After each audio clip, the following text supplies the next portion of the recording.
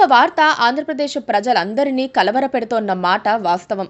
నేతల చెప్పే కబుర్లు, గ్రౌండ్ రియాలిటీస్‌కు పొంతన సంబంధం ఉండదని ప్రతి ఒక్కరికి అర్థమవుతోన్న మాట నిజం.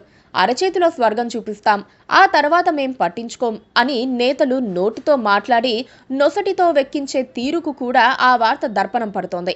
ఇంతకీ అదేంటంటే విశాఖ విమానాశ్రయం నుంచి వెళ్తోన్న విమాన సర్వీసులు వరుసగా రద్దవుతున్నాయన్నదే.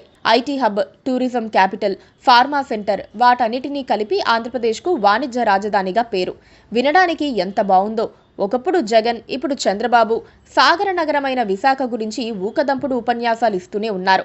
విశాఖను అత్యాధునిక ప్రదేశంగా తీర్చిదిద్దుతామని ప్రస్తుత సీఎం చంద్రబాబు చెబుతోన్న తరుణంలోనే విశాఖ ఎయిర్పోర్ట్కు వచ్చే విమాన సర్వీసులు ఒక్కొక్కటిగా రద్దవుతున్నాయి.